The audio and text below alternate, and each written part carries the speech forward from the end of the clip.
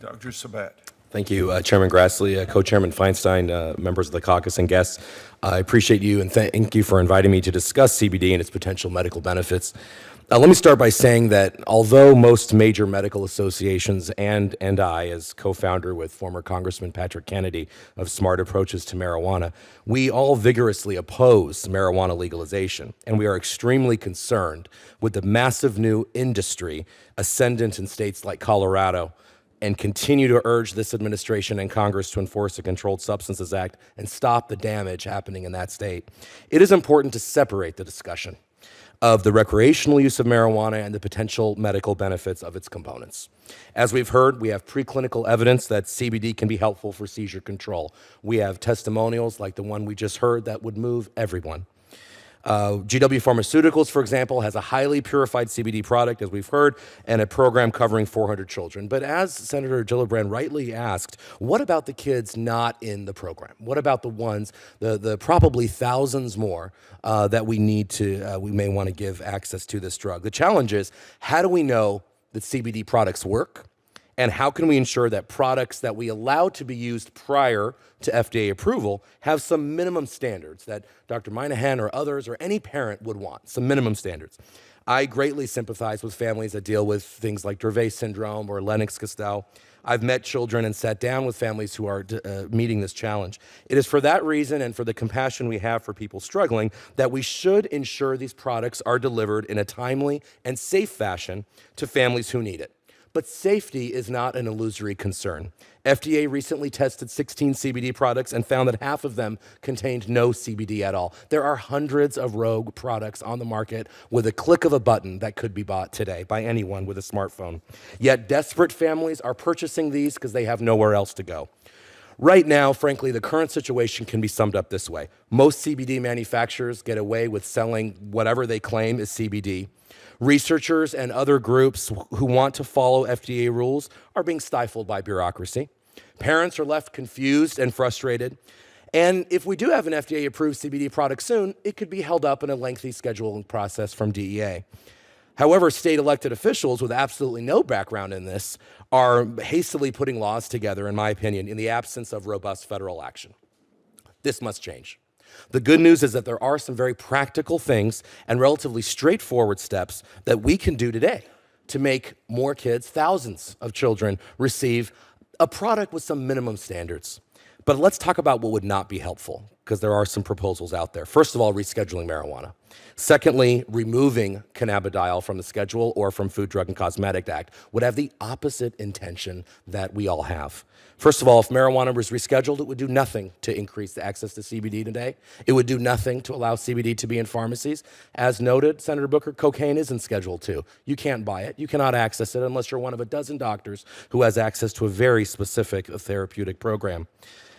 Now, I personally think rescheduling marijuana has been a side issue that has been elevated far above its deserved place in this debate, frankly elevated by those in the legalization movement who want the powerful symbolism that would come with a rescheduling. It would not help parents today. And descheduling CBD or removing it from the FDCA would encourage a free-for-all for concoctions. Folks, if we took cannabidiol out of the Controlled Substances Act and removed it from the Food, Drug, and Cosmetic Act, I can claim that this bottle of water is cannabidiol. It is no longer under any kind of regulation. Now, I know that's not what anybody wants. There are some things, though, and there is some good news of things we should do and can do. We're very excited that the federal government has removed the Public Health Service extra layer of research that was really unnecessary. And we think that we could have some compassionate research programs for the seriously ill. We have one with 400. We need more. Absolutely, we need it increased by a factor of 10, by a factor of 100. And frankly, this Congress should fund that because that's not free. That's the barrier. You want to know the barrier, Senator Feinstein? The barrier is money, and we need it to be funded. We can fund the programs that Dr. Ingram is doing. Doesn't have to be Epidiolex, Senator Gillibrand. If we're concerned with one company, let's use the new mist that taxpayers have been paying for 30 years and produce a cannabidiol purified component. We can have federal and state partnerships. You have the power today in the Controlled Substances Act to get into a partnership with a state and say, we're going to expand a program. You have 10,000 kids in New York? Wonderful. Here's a program, and it's under our authority to do it. And finally, to increase research, We need to increase research by, frankly, I think it's time to allow more than just one place to grow it, but we should have one overarching agency overlooking that. So just in conclusion, CBD does have the potential to help desperately ill individuals. At the same time, some companies and individuals with no medical background are consulting with lawmakers and taking advantage of parents in this desperate situation. Parents do not know where to turn other than social media, and the current expanded access program, I agree, is too small. If we're prepared to remove CBD from the general issue of legalization, why are we rolling it into pieces of legislation that allow banking, which would allow gummy bears to be sold in Colorado, and which would allow marijuana to be used for conditions like PTSD, which the American Psychiatric Association and mental health groups around the country vigorously oppose? Now, there are some practical things we can do to help the federal government to expand the access of this, and we should work that because we have the common objective of having parents today get a safe product even before FDA approval without going through the bureaucratic loopholes. Let's work together to do that. Thank you, Chairman. Thank you. I'm going to start with you, Dr. Sabet. And you touched on this just a second ago about some of this legislation and that the proposals before Congress to change our banking laws to allow marijuana businesses, including those that sell recreational marijuana, to conduct transactions with financial institutions, even though these businesses are violating federal law. If enacted, would these proposals do, what would they do in the size and scope of recreational marijuana enterprises? Would that be a positive development in your view?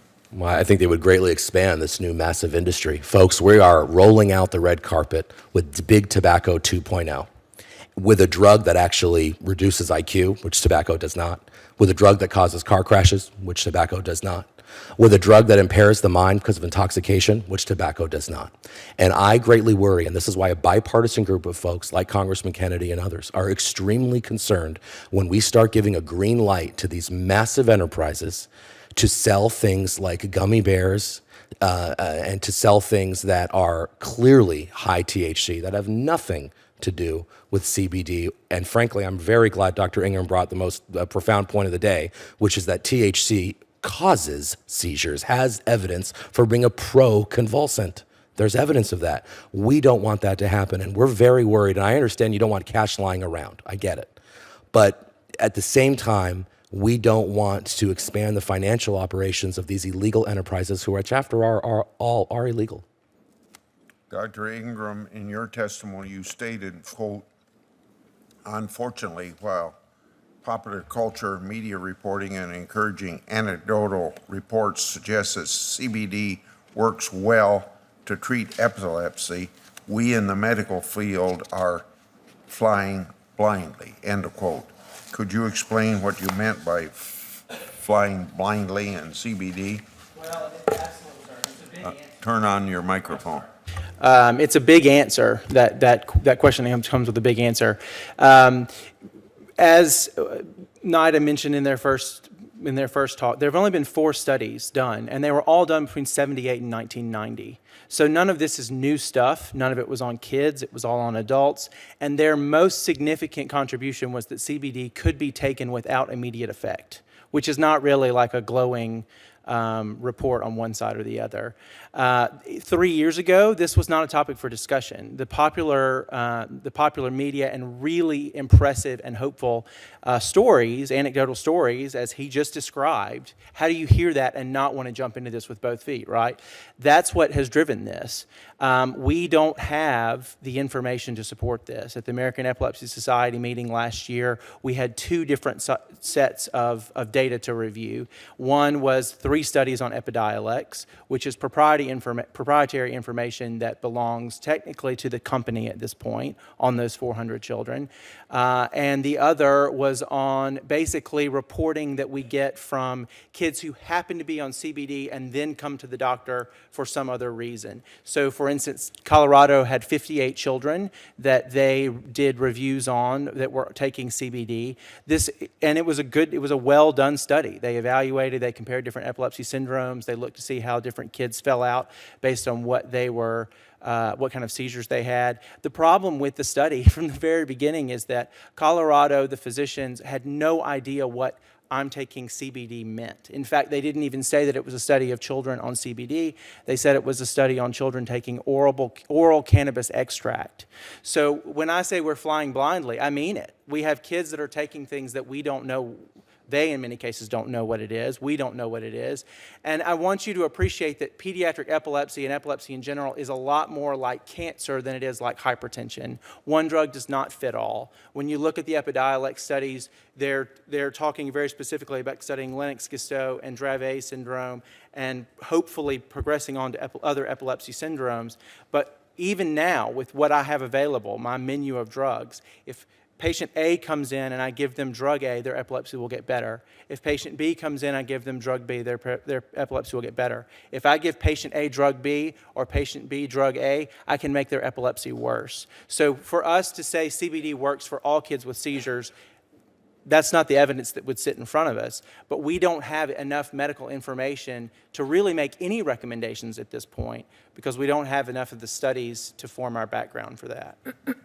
My last question will be Dr. Sabet.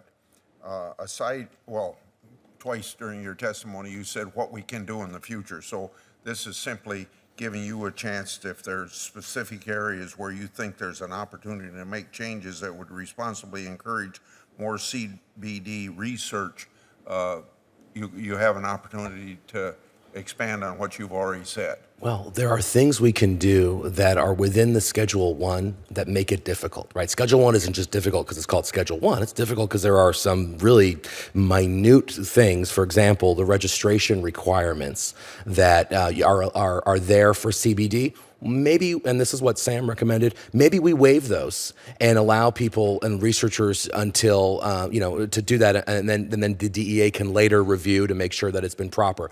Maybe there are things we can do in terms of the handling of the CBD. There are very specific safes and the measurement and the length you can be and how many people can be in a room and these kinds of onerous requirements that we can fix without rescheduling marijuana. And I think that we can do that. Another thing we can do is expand the research sites. Do I think the doors are going to fall down because all the companies are going to want to research into this if we allow more than you miss to study it? No, probably not, but we should allow more avenues for legitimate researchers. And again, as we all want to just do the research, which is in the long term, we want to do compassionate access for today for those who are willing to take the risk. Dr. Ingram is laying out the risks that are inherent. Those are risks some parents are willing to take, and I totally sympathize with them. And if they're willing to take those risks, I think we should allow them to get some CBD products. Not anything that anybody claims is CBD, but something that at least the FDA has said, okay, well, you know what? This is what it claims it is. Doesn't have the mold, doesn't have bacteria, doesn't have THC, which is going to cause seizures. It's this dose is the same as this dose, and it's the same as the other one. And those are some things that we can do today, and I can't imagine that FDA or others would not be willing to do it. If you want to expand the access programs, I'll repeat that. That's a resource issue. I mean, because that costs money. The costly process of extracting CBD. Folks talk about it like you can grow a weed plant in your backyard and tomorrow squeeze some juice out of it. The reality is the kind of the scientific detail, that the expensive process that goes into extracting that purified CBD and breeding plants in a way that increases that. There are resource issues with that, and so that would be maybe something that this Congress would want to consider.